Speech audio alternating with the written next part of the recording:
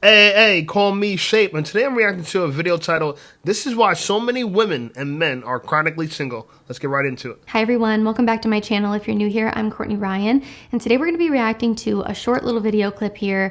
This got so much engagement over on Instagram, and it's a fantastic video that I just feel like I need to share with all of you if you haven't seen it already. So this is from a long-form interview with Lewis Howes and Cody Sanchez, and I want to use this to talk about a bigger conversation here, so let's watch it together, reconvene, and I will tell you what I think. Never met a man that says, hey, your bank account has 10 million in it? Yeah, out. I'm out.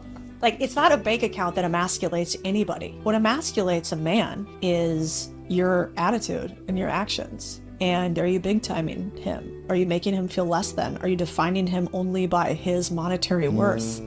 Men are not meant to just be providers monetarily. What about protectors?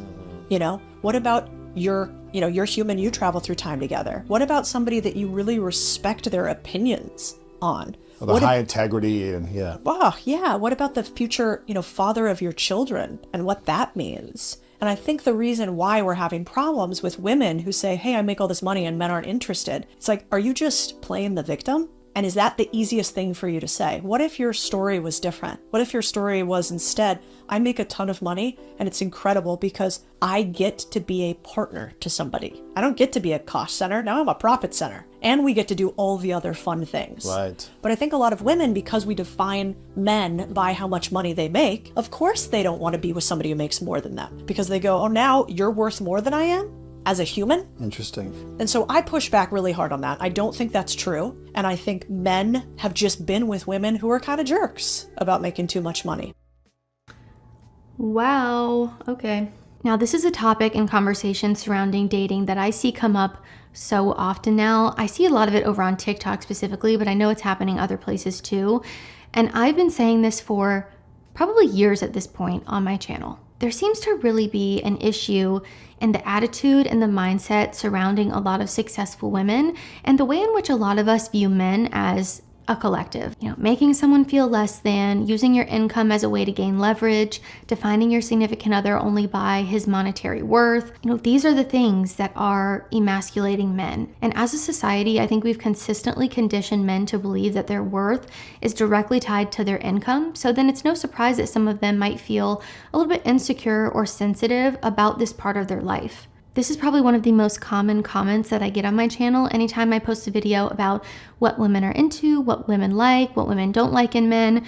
The comment somehow always turns into a money conversation, and I can see why. I totally get it. The same way that our society ties a woman's value to her appearance, and therefore it's something that women often feel incredibly insecure and sensitive about, especially in dating and when it comes to this dynamic between men and women. But back to the video though, she touched on the victim mentality related to, hey, I make all this money and men just aren't interested. I really want to say, just because you make a lot of money doesn't mean that you can be a miserable person to be around and great men will still want to date you. That's just not how it works. I've talked about this before. I wanted to touch on it really quickly here.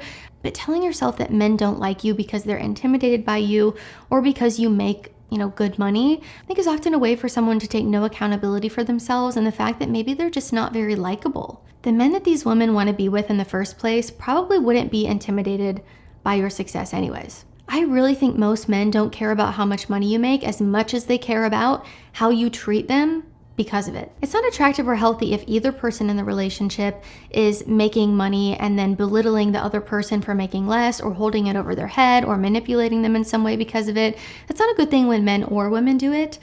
So I can understand why you wouldn't want to be with someone who is doing that or has a bad attitude, acts entitled, and just isn't a good significant other. So that's pretty obvious. And as she mentioned, what about the other things that matter? I do think it's important for a man to signal his ability to be a decent provider. You have to make money in this world to survive, but there is so much more that goes into being a provider and protector than There's so many more things on our laundry list that you have to complete. You have to be tall. You have to make money. You got to make me feel safe. You got to support my goals. They want men to be everything. Yeah, there's more to dating than a man having money. He's more than just a wallet. He's also a protector. He's also the person that's going to pick up my dry cleaning. He's also going to be the person that buys me an expensive purse. I mean, women, You know, when I listen to these videos, and shout out to Courtney Ryan, because obviously people like her videos. They do very well on my channel and hers. But I just in my mind, I'm just like, they don't get it. They don't get it. Having a laundry list of desires for a future mate is concerning. But you know what's even more concerning? Not having health insurance. And that's why today's video is sponsored by Ishmael Stonewall. Take it from here, Ish. Yeah, so thanks, Shape. So as we know, a lot of people are looking for health insurance right now. It's open enrollment. I offer free consultations to my clients. We work with small businesses, families, and individuals to find their best health insurance options. Now, we work with all major carriers, Aetna, Blue Cross, Cigna, and United, on their public and private networks. Typically, we save our clients about 20% on their premiums, and we get them PPO networks, which means nationwide coverage. So if anyone listening here could benefit from a consultation, maybe save some money on your insurance or find something better, hit me up, give me a call, give me a text, schedule with me, and I'll see if I can help you out. Let's go. Yeah, so if you need health insurance or you're looking to reduce your premiums, give my buddy Ishmael a call and let him know Shape sent you. You know, it's the only person shaming somebody for making less than them are women. Women would not tolerate you making less long term. Maybe they're okay with you making, if they're making 70K, maybe they're okay with you making 40, 50, 60 initially, but it's with the pretense that you're going to make more. Yeah. Yeah. So, man, we're stuck being a while. And listen, I've accepted this. Just like women have to accept that they're beauty objects, we're success objects. So we're going to be objectified for our success. So as men, I would say don't run from it. Run towards it, you know. But this way, you know that you have more options and you don't have to tolerate the crap. That's my only issue. Men get wealthy and they still tolerate bullish. Not a good idea. Just finances. And I think too many men and women do not fully understand this and end up in relationships that are completely transactional because of it. A man is not an ATM. And if this is how you're viewing the man in your life as a woman, or this is how you view yourself as a man, we've got a problem to solve here. You are more than just the money that you make. You bring more, or should bring more, to a relationship. Should bring more. You got to bring more than just your wallet. You just can't have a good character, be nice, and don't beat women. You can't do that. No, you got to also be financially ahead. Even though, and this is why I try to say to people all the time, women don't date across, they only date above. You got to make more. You got to be better. You got to be taller. You got to be faster. You got to be wiser than her. They don't date across. If you make just as much money as she does, you don't make enough. You have to make more. And just for more sake, not even for the sake of it actually benefits you, because if she makes 70 and you make 50, you guys come together and make 120, it's a pretty decent household income. No? Not for women. You got to make more. You got to make more. Than the money that you make. And this is why it's so important to work on other aspects of growth and personal development too. If the only thing you're doing is being a financial provider, I actually don't think that this is conducive to a relationship that is happy or healthy for both people involved. We need more from our relationships than just money. Feeling secure with your significant other is a fundamental human need that applies to both men and women. Again, including way more than finances here. This includes emotional support, trust, stability, protection. Listen actively, be trustworthy and honest in your actions and your words. Your words and actions should match in the first place. Making someone feel physically safe and emotionally safe. Being consistent in your actions and following through on your commitments. Reliability and keeping the promises that you make really help build trust and a sense of security in your relationships. You want to show empathy, try to understand someone's perspective, be supportive. There are so many things to think about when it comes to selecting a partner than just how much money they make. If the only criteria you're considering when dating is how much money someone makes, prepare to be wildly disappointed in how that relationship turns out. And again, your value as a person is not based on how much someone pays you. Now, this conversation is incredibly nuanced. I could truly go on and on about it because I find it to be so interesting. Dating has changed pretty drastically as women have become more successful in terms of finances and education. And as a woman myself, I have to be honest and say, I can understand wanting to be with someone who signals to you an ability to provide future resources or stability for a family unit. As a woman, I have to think about the traits that make a man a good husband and a good father. And again, newsflash here, it is far more than just money, but also financial stability is important too. And I know a lot of you come to my channel for a woman's perspective, so I always try to offer that in situations like this. I completely understand the desire to want to be with someone where you're at or above, and the number of men who fall under this category is shrinking, according to the statistics. For both the men And so what are you going to do? If the amount of men the group of men that you're looking for is shrinking, what are you going to do? Are you guys going to share a man? Because that's what they're doing now. They're sharing those men. Women are chronically single because they want too much. Simple. You just want too much. And to me, I think the reality of it is that a lot of women are not even all that. I'm going to just be honest with you. It's not like we're living in a world that's so competitive amongst women. That every woman's in shape, every woman's very smart, every woman got money. No. You gals are one-trick ponies too. All y'all might got going for yourself is you have money. I went on a date with a girl, she's a doctor. She wasn't that attractive, but she's a doctor. I guess I'd take the date, She bought her own house that has several bedrooms because she could afford it because she's a doctor. But other than that, she still wanted me to pay for the first date, which is fine. But again, women say they want equality. They don't want equality. They want to be, you know what it is? They want to be equally valued. So when women say that they want equality, that men are not no better than women, you're not better than me because you're a man. What they're really saying, it's women want equality is tantamount to being, I want to be treated fairly. That's it. And for them, fair means your opinion is your opinion, my opinion is my opinion, therefore they're equal. You're a man, I'm a woman, we're equal. We're equal, aka treat me fairly, don't treat me unfairly. But how is it fair that I pay even if you make more money? Because I'm a man? Isn't that sexist? Women want the men to pay the first date no matter how much money the disparity is. So again, they don't want to date across, they want to date above. And if you date a woman that makes more money than you, she's going to stick it to you. She's going to let you know, right? And so what's the conclusion for this? Well, I don't think, unfortunately, Courtney Ryan made the situation any better. All she just said that women want more than just you being a wad. They want you to be even more sophisticated than that. How about men? Let's talk about what we want from women. I'm going to tell you what I want from women. And because I make more than the average guy, and I'm more attractive than the average guy, from my experience, I don't know if you could say it's my opinion or not. Oh, here's your opinion. Just my experience. My experience, I've, dealt with very beautiful women, dated models in my life, very attractive women. I've dated the kind of girls where people look at me and say, how'd you get her?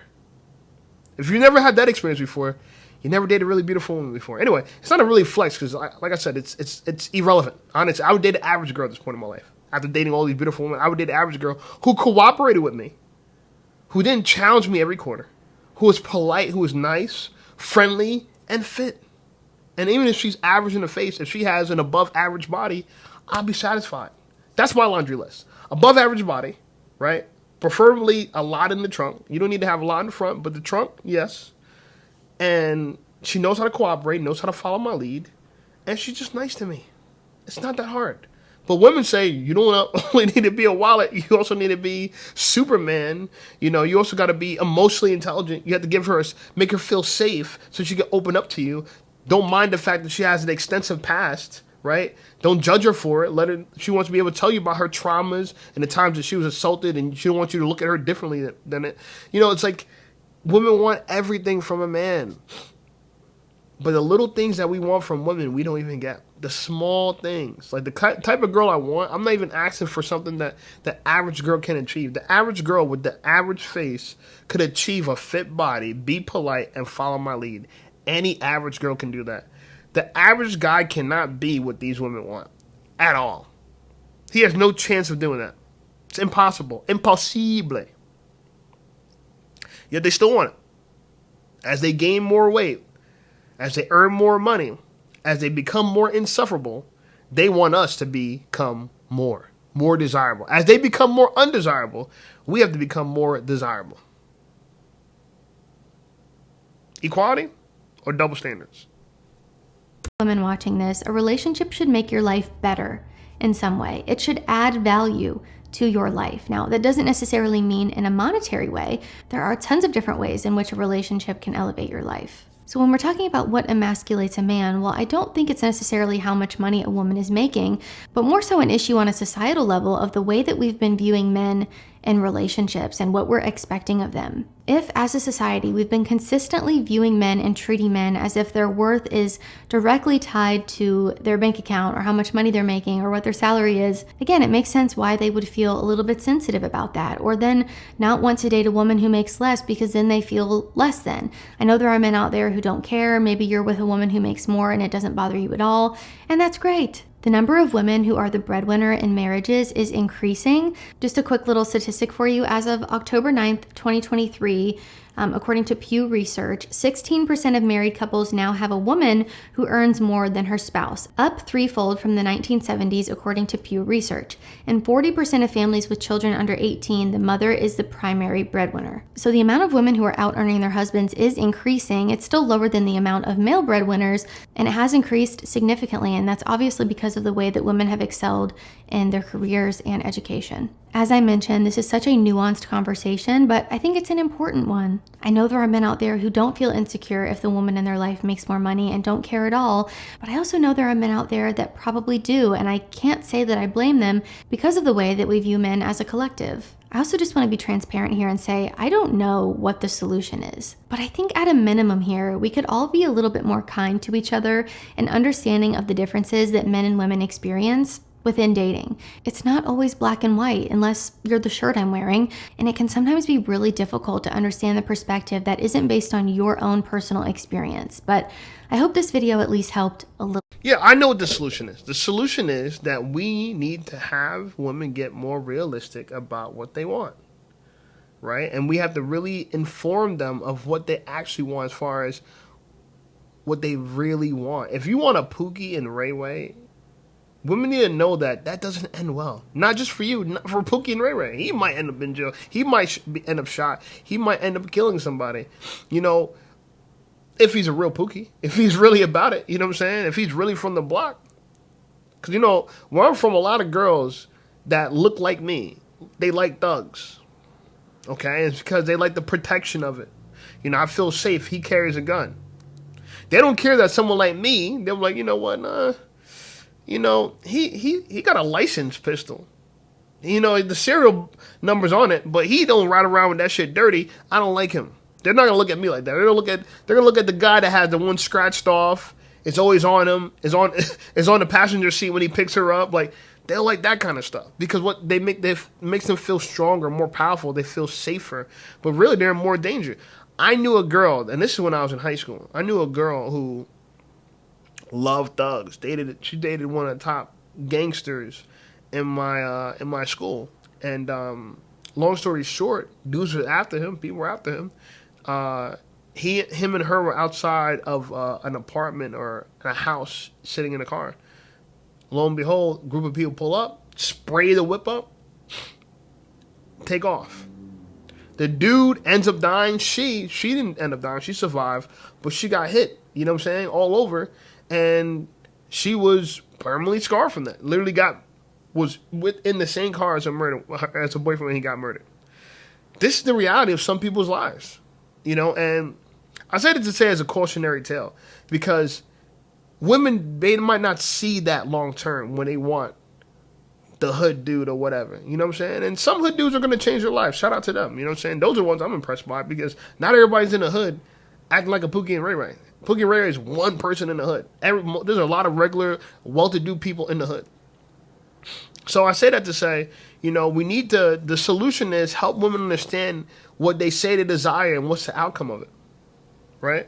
You want a dude who's toxic, you know, and narcissistic, you know, that's what turns you on and gets you excited because he's not boring, but ultimately that ends up in heartbreak. You don't let the dude that you quote unquote is boring to you, but he's the one that's actually the safe bet and who's going to probably be more loving and consistent to you over the long run, right? You want a dude that's above average, but you don't want to compete for him. You want him to only have eyes for you whether he makes more than you. And if you're doing well yourself, if he makes more, he's doing really well.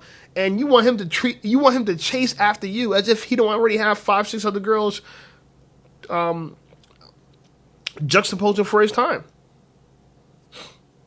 So you can't have it all. We've told women they can have it all. We need to send them a new message, a new propaganda, and that is you can't have it all.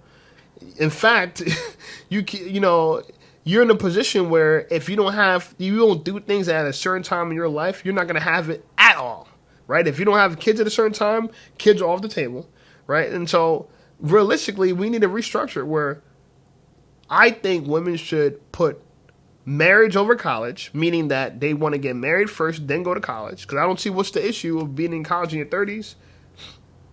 I don't see a big deal in that, right? If you start having kids and get married in your early 20s, and let's say when those kids are a little older, you can start to go to college, what's the issue there? You can start a career. What's the issue there? I don't see an issue there.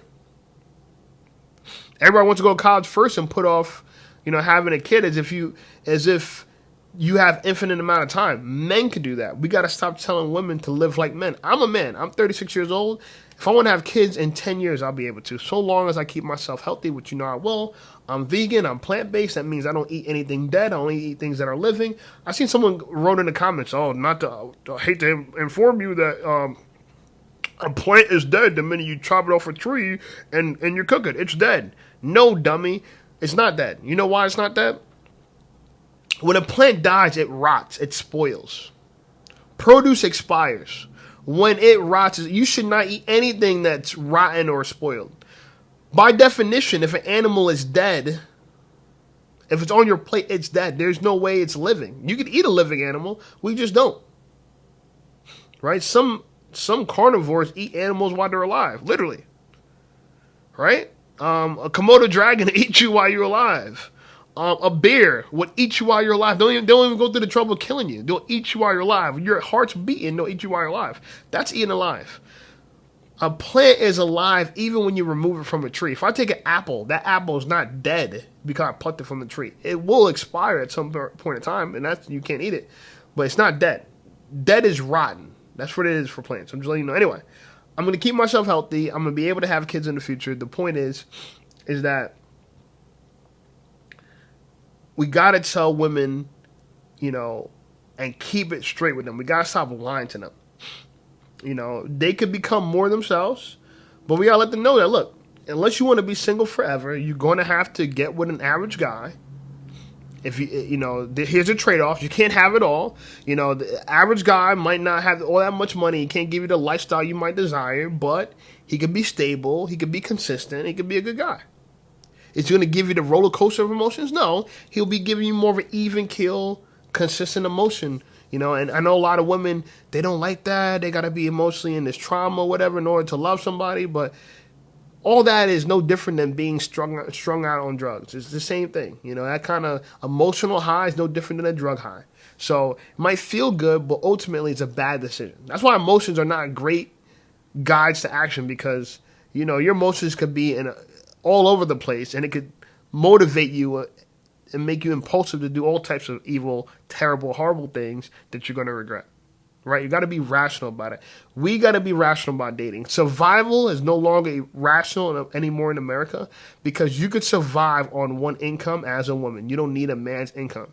And again, so now what Coney Ryan's saying is men are expected to be more than just a wallet. Again, women want too much. I don't know how else to say it. But how about we read some of the comments, and then I'm going to wrap this bad boy up.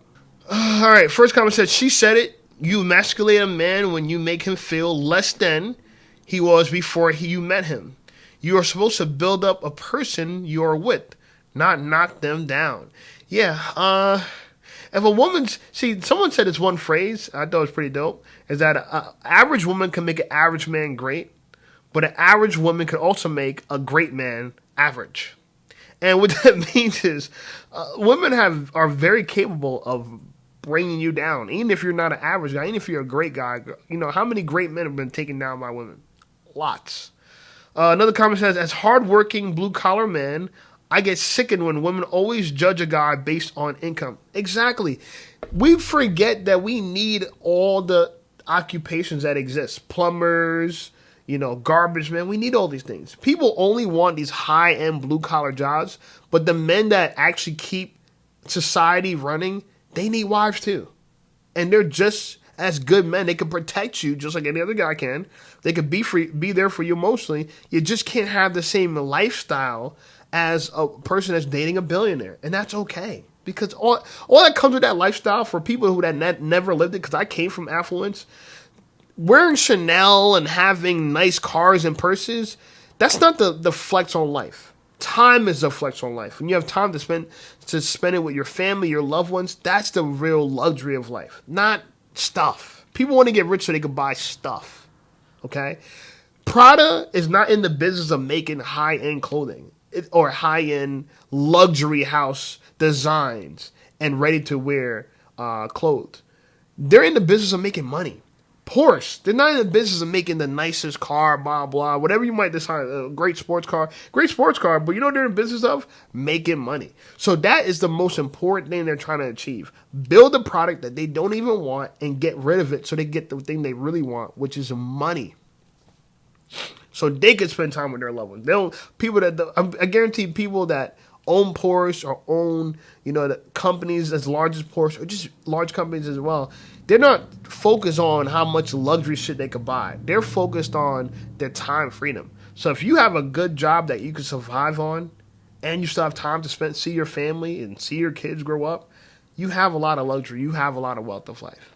Anyway, that's the video. Like, comment, subscribe to the video. Another video just trying to really correct women about what's going on in this dating space, because it seems like men, we're the only ones that got our heads screwed on tight.